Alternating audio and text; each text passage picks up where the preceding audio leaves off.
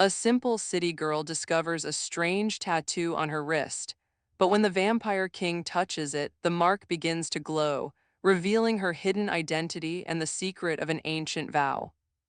Now to the king, she could become either his greatest threat or the final key to his power, and the girl must decide whether to run from her destiny or rise and change it herself.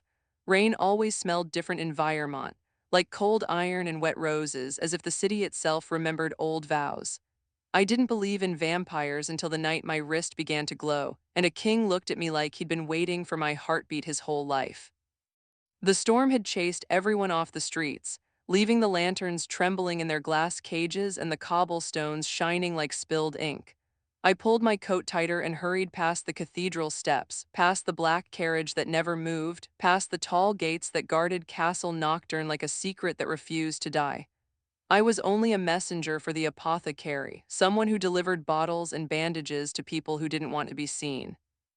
That was my whole life. Quiet errands, lowered eyes, the kind of smallness that felt safe. But safety is a fragile thing when a mark on your skin starts to warm like a coal. It began 2 weeks earlier, the morning I woke with a faint tattoo on my left wrist. Not ink, not a rash, not anything I could scrub away. A delicate symbol like a flower made of thin lines and sharp angles, half star and half thorn. It sat just below my pulse as if it had always belonged there. When I asked my aunt, my only family, she went pale in a way that didn't match her age, and she wrapped my wrist in a ribbon too tight. "Don't show it," she whispered, "and don't ask me why." The way she said it didn't sound like a warning, it sounded like a prayer. That night, as I ran my deliveries through the misty alleys, I felt the tattoo stir under the ribbon. Not pain, not exactly, more like the gentle pressure of fingers on a door you didn't know could open. I turned a corner and nearly collided with a man stepping from the shadows. He was tall, dressed in a long, dark coat that moved like velvet in the wind. His hair was pale, almost silver, slicked back neatly, and the lamplight caught in it the way moonlight catches on ice. His face was impossibly still, beautiful in a way that didn't ask for admiration, only silence. But it was his eyes that halted me completely. A deep, ember-brown gaze that felt ancient and careful, as if it had learned long ago that power without restraint was only ruin. I should have run.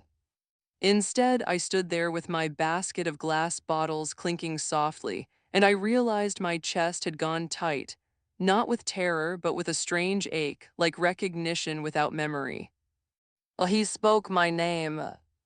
Not loudly, not like a threat, like someone saying it for the first time after holding it in his mind for years. Lana. My throat went dry. I don't know you.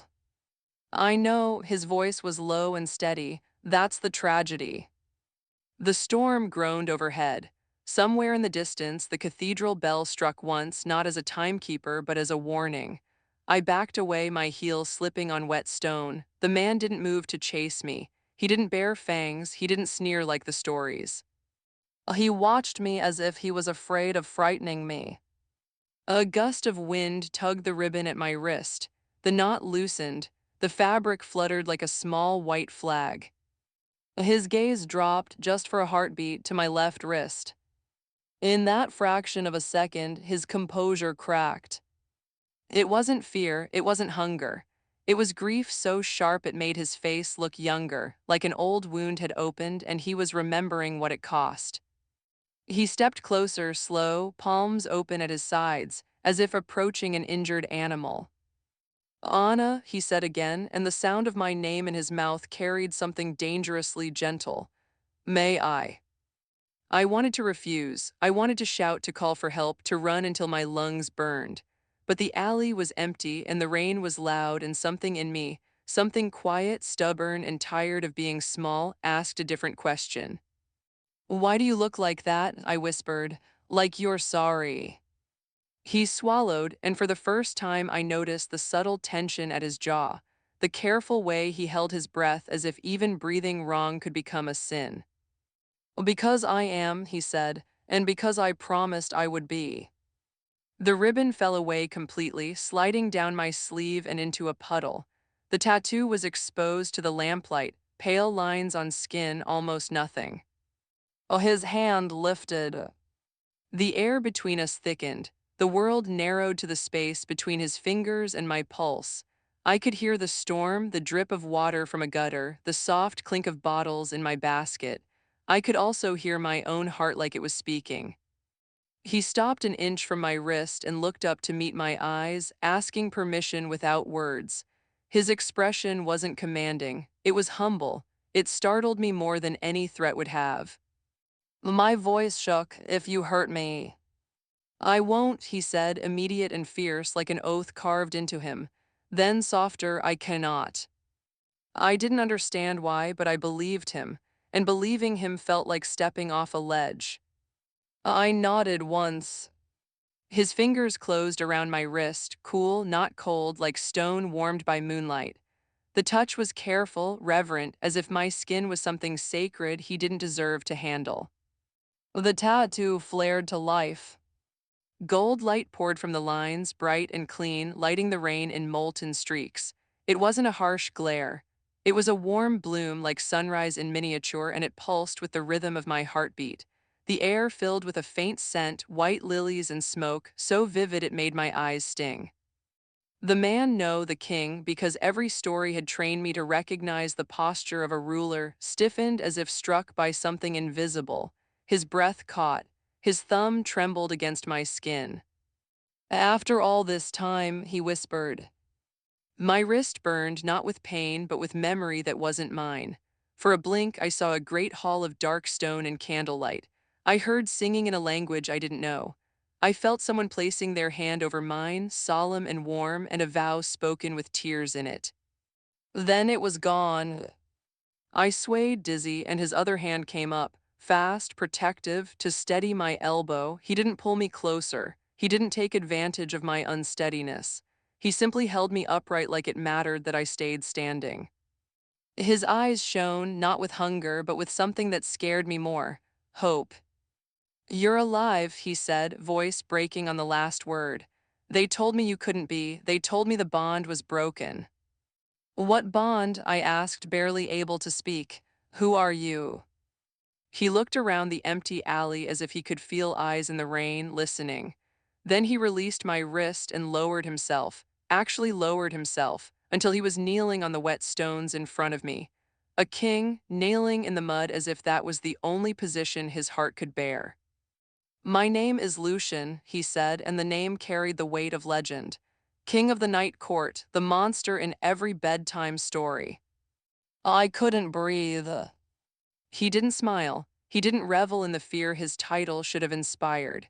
He looked at me the way someone looks at a candle in a room that has been dark for too long, afraid even a sigh might snuff it out.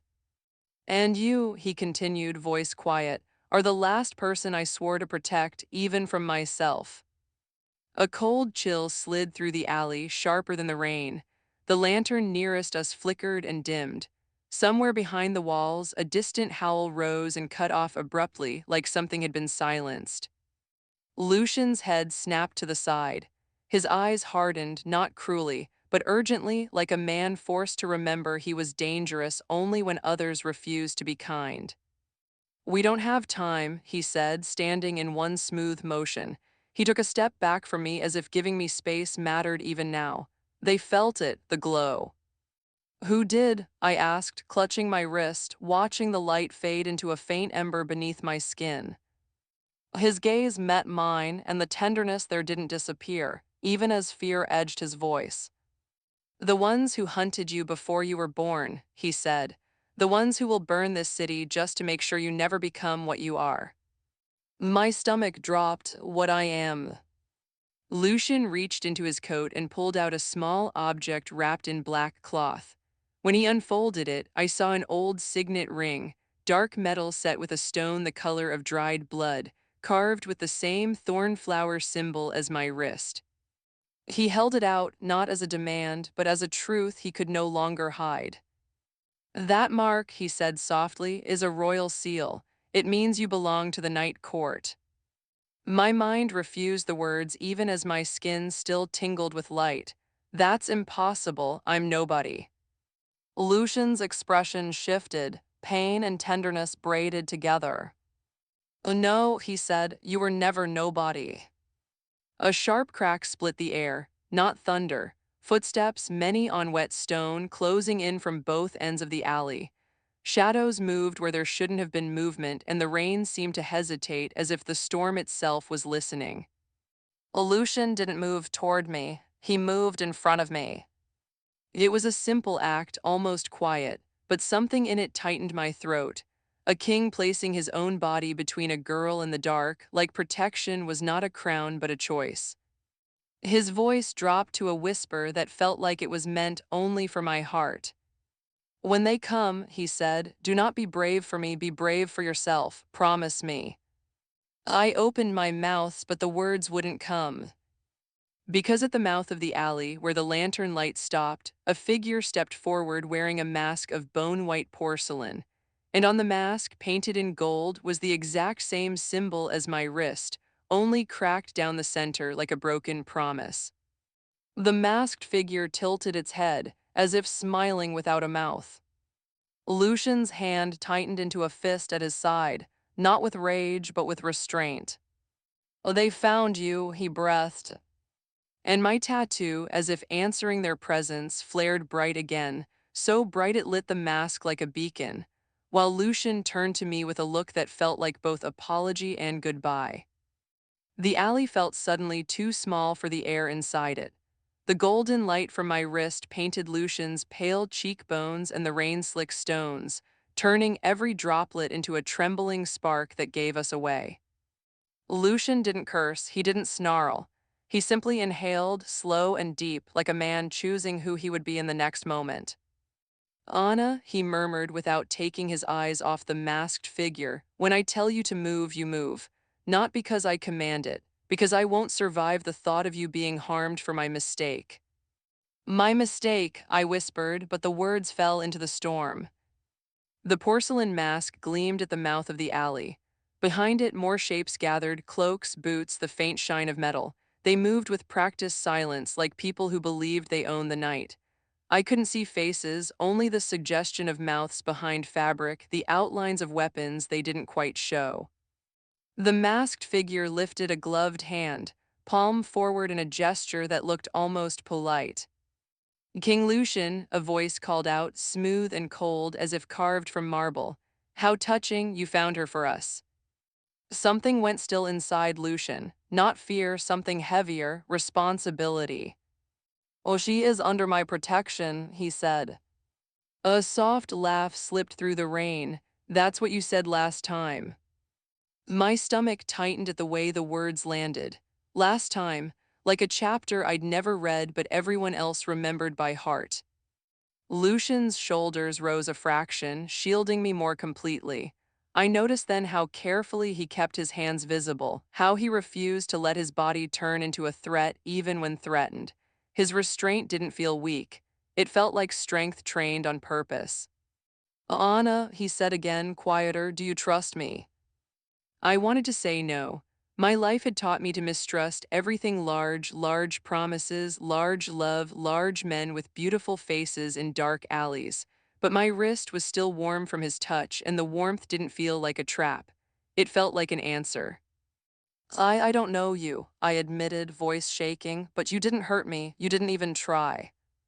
His gaze flicked to mine, and there was a quick flash of something raw: gratitude, pain, relief. Like a starving man receiving a single crumb and treating it as a feast. "Oh, then trust that," he whispered. The masked figure took one step closer, and the men behind it spread out, cutting off both ends of the alley. The rain thickened, turning into a curtain, and yet their footsteps were too clear, too controlled, as if the storm was not allowed to touch them. "You can't hide her," the masked voice said. "Not from what she is, not from what you are." "What am I?" I called out before I could stop myself. My voice sounded thin against the night. The porcelain mask turned toward me, and I felt, truly felt, its attention land like a hand on my throat. "You are a key," it said, "a living seal, a door the night court lost and the day court has hunted for centuries." Lucian's head dipped as if each word was a blow he refused to let show. "Don't speak to her," he said, and there was iron in his calm. "If you want something, you deal with me." The masked figure's posture softened, almost amused. We do want something. We want you to finally keep your promise. Lucian's eyes narrowed. I kept it. Did you? The voice asked gently. Then why does the mark shine again? Why does it answer your touch? My wrist pulsed. The glow crawled up my forearm like a vine searching for the sun. I pressed my palm over it, trying to smother the light, but it seeped through my fingers anyway, stubborn and alive. Lucian glanced at my hand and then away, as if looking too long would hurt him. It's reacting to them, he said, more to himself than to me. No, the masked voice corrected. It's reacting to you. The words made my skin go cold. Lucian stepped a half pace forward, fully between me and the hunters now. Rain slid down his coat, darkening it, and still he looked like he belonged to another world, one where time obeyed him. But his voice, when he spoke again, sounded human, tired, honest. Anna, he said, I need you to listen carefully. Whatever you feel, confusion, fear, anger, you have every right to it, but you must not let them take you. Why? I demanded. Because I'm important, because I'm some key, I didn't ask for this. His jaw tightened, and I saw the faintest tremor in his throat, like he had to force the next truth past old guilt. Because if they take you, he said, they won't just use you, they will shape you into a weapon that can't forgive. The rain seemed to hush around those words. Even the hunters didn't interrupt. I stared at him, my chest aching with a strange mixture of terror and something dangerously close to pity. And you, what will you do? Lucien didn't look away. I will do what I should have done the first time. I will choose mercy over pride, even if it costs me everything. The masked figure's laugh returned quieter, almost satisfied. Hear that, men? The king has learned humility. Lucian's fingers flexed once, restrained, and then he raised his hand, not toward them but toward me, palm open in invitation. Come, he said softly, behind me. I moved without thinking, stepping into the small shelter of his shadow. It didn't feel like hiding. It felt like standing beside a wall that had decided to protect, not to imprison. Well, the hunters advanced. Lucien did not attack. He shifted his stance, angled his body to shield me, and did something that startled me more than any violence would have. Well, he bowed his head, not in surrender, in respect toward the people threatening him, toward the city behind them, toward the idea that life mattered even when it stood on the opposite side. I will not spill blood in these streets, he said, voice carrying in the rain. Not tonight, not for pride. Step away and no one will be harmed. The masked figure tilted its head again. You speak as if you have a choice. Lucian's eyes lifted. They weren't glowing red. They weren't monstrous. They were steady, and in them was the grief of a man who had once been feared and had decided fear was not love. I always have a choice, he replied. In the next breath, he turned slightly and touched my wrist again, just his fingertips, just enough. The tattoo erupted. But this time the light didn't only blaze outward. It formed lines in the air, delicate threads of gold that arced from my skin and spread across the alley like a net of sunrise. The rain lit up as it passed through the glowing pattern, and for an instant the night looked holy. The hunters froze, stepping back instinctively, as if the light burned them, not their skin, but their certainty. I gasped, feeling the power rush through me like music, too loud for my ribs. My legs trembled. I wasn't controlling it. It was controlling me or responding to something inside Lucien or both. Lucien's voice came close to my ear, a low, urgent whisper meant only for me. Don't fight it, he said. Breathe with it. Let it know you're not afraid. I am afraid, I choked. I know, he whispered, and there was such tenderness in it that my eyes stung. Courage isn't the absence of fear. It's staying kind while you're frightened. The golden net shimmered. The hunters hesitated. For the first time, I saw uncertainty ripple through them like they had expected a monster and found a man. But the masked figure lifted a hand sharply and the air changed. The temperature dropped. The lantern light faltered. Enough, the masked voice said, suddenly hard. Bring her. The two hunters rushed forward at once. Lucien moved fast, yes, but not brutal. He stepped into their path with a precision that felt like long practice, redirecting them with his forearm, turning their momentum away from me. He didn't strike to injure. He struck to stop, like a teacher correcting a dangerous mistake. Still, they kept coming, more and more, and the alley filled with bodies and rain and the sharp smell of wet leather. My wrist flared brighter, almost painful now. The golden lines in the air began to crackle at the edges, trembling under the pressure of too many people pushing through. Anna, Lucien snapped, and in his voice there was fear at last, not for himself. I looked up at him. He was bleeding, no, only rain, only shadow until I saw it. A thin line of dark on his temple where someone's ring had caught him. He hadn't reacted with rage, he hadn't even wiped it away. He had simply tightened his stance, keeping his body between me and danger like that was the only thing he was alive to do. The sight did something inside me. It broke the idea that he was untouchable, and in its place rose something warmer and fiercer. I don't want anyone to get hurt, I cried, not sure who I was pleading with him, them, the storm, the world. Lucian's gaze softened for a fraction. Then choose, he whispered. Oh, choose what? He leaned closer, voice shaking like a confession. Choose who you are. The hunters surged again. The golden net shuddered, and one strand snapped with a sound like a harp string breaking. The light flickered. The masked figure took one calm step forward, and in its gloved hand appeared a small vial of black liquid that drank the lantern light around it. We don't need to kill her, the voice said. We only need to silence the mark. Lucian's eyes widened in genuine alarm. He turned his head sharply toward me. Anna, he said, urgent and tender at once, if that touches your skin, you will forget me, you will forget yourself. My heart lurched, forget myself. The masked figure raised the vial.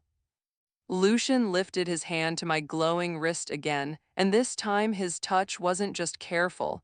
It was desperate, like he was trying to hold onto a fading dream.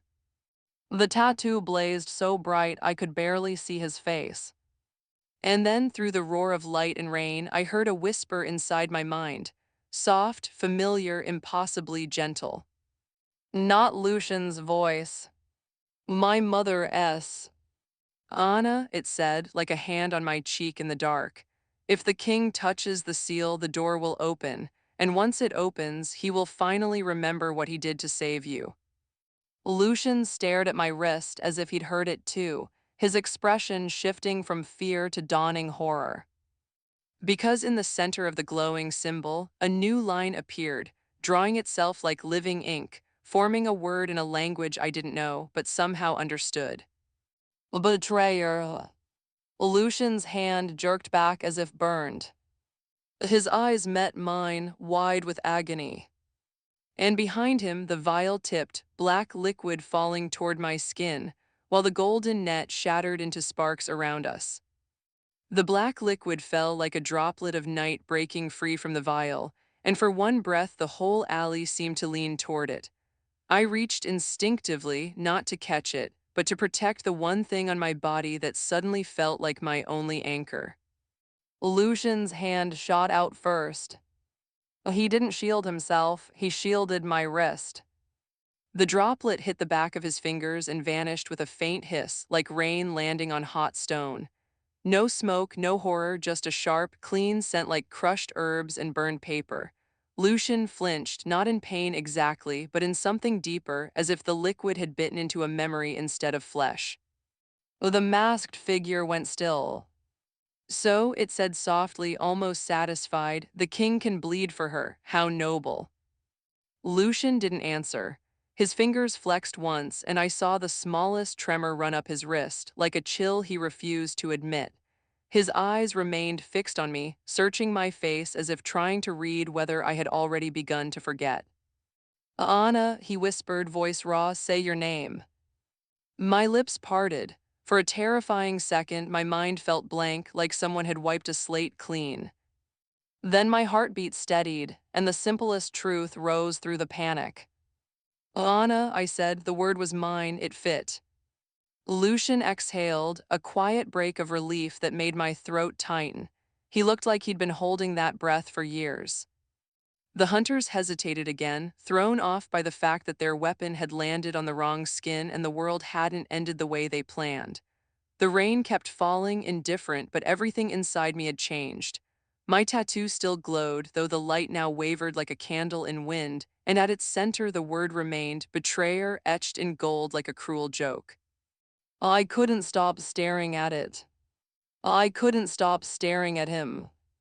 You heard it too, I said, because the truth was in his eyes. The voice. Lucian's gaze flickered with something like grief and recognition colliding. Yes. My mother, I whispered. The name felt strange and tender on my tongue. I had no memories of her beyond my aunt's tight-lipped silence and a single faded photograph, yet the voice had sounded like belonging.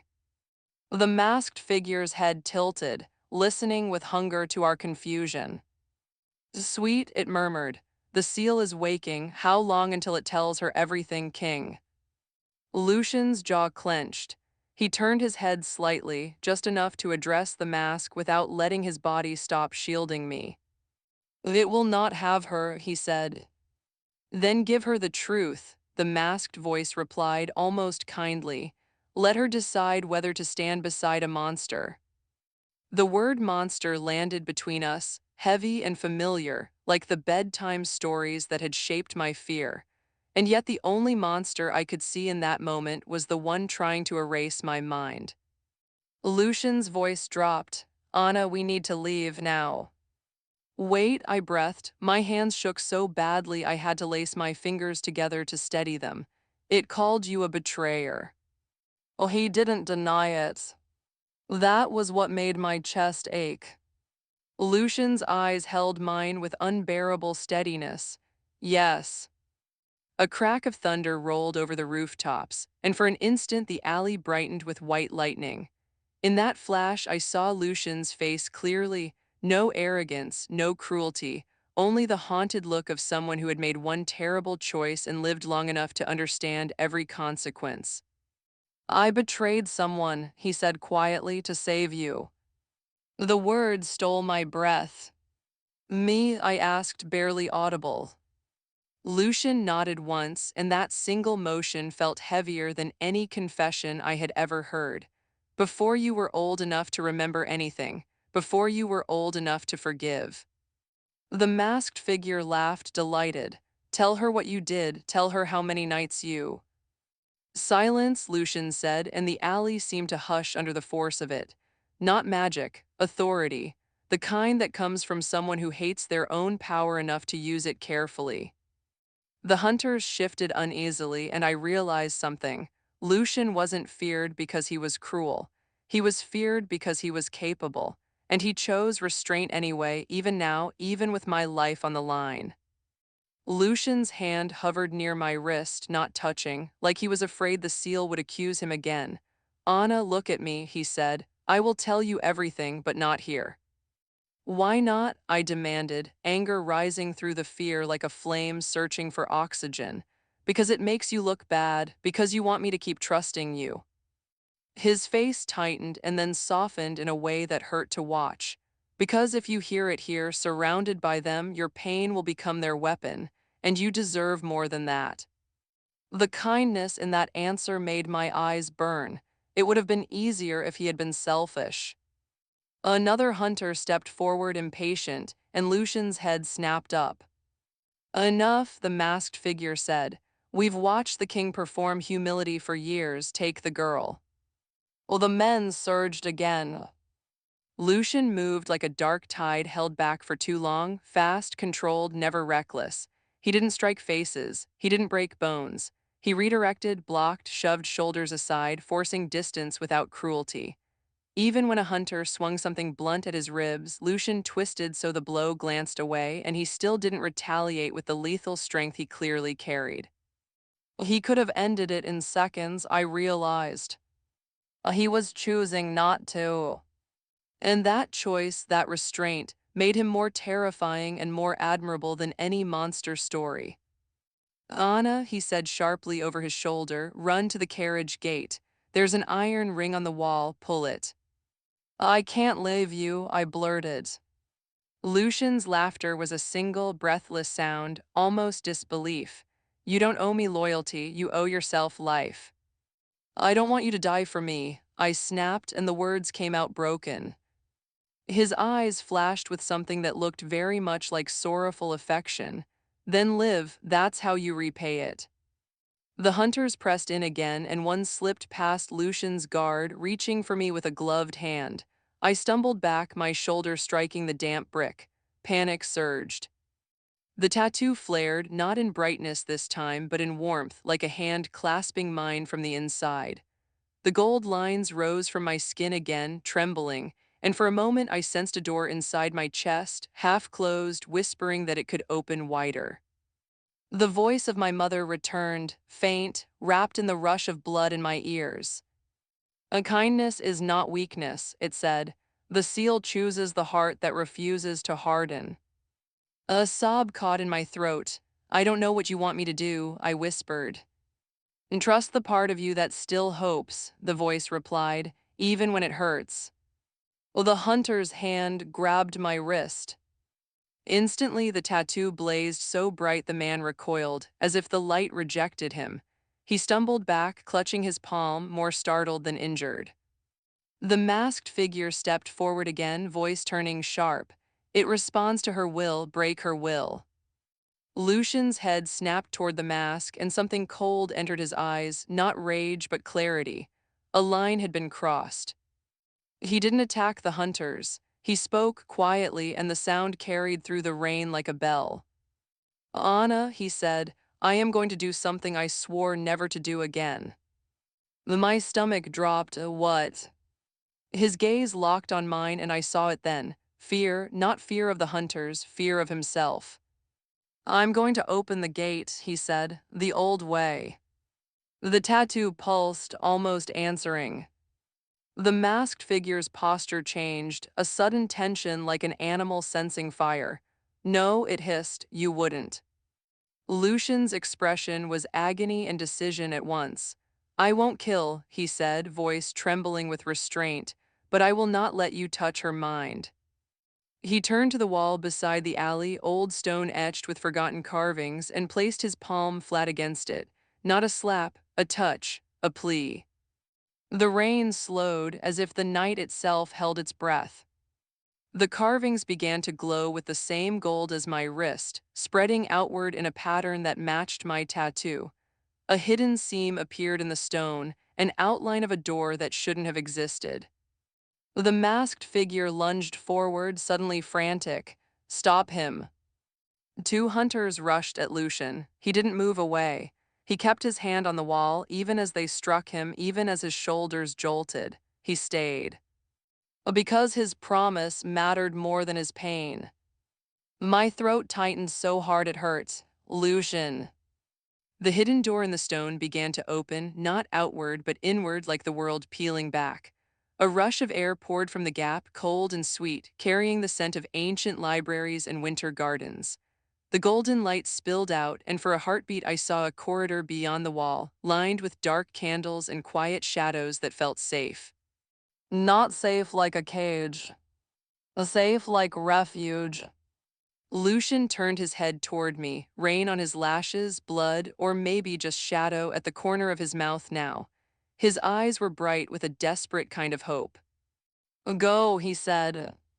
I took a step toward the doorway, and the tattoo on my wrist surged so strongly it sent a wave of dizziness through me.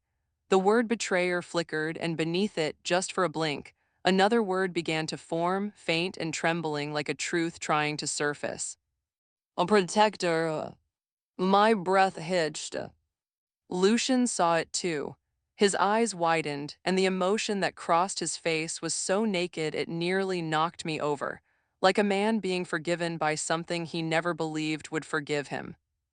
Then the masked figure threw something into the opening, another vial darker than the first, and it shattered in midair, releasing a soundless black mist that rushed toward the corridor like ink poured into water. Lucian's hand flew off the wall as if the mist had teeth. Oh, the door shuddered. The golden light faltered, and the corridor beyond began to collapse into darkness. Lucien looked at me with sudden, terrible urgency. Anna, he said, voice breaking, if the door closes with you on the wrong side. The stone groaned, the seam narrowed, the black mist clawed at the gold. I stood between the collapsing doorway and Lucien's outstretched hand, the tattoo blazing like a heartbeat outside my body, while my mother's voice whispered one final warning inside my mind. If you step through, you will remember. If you stay, he will.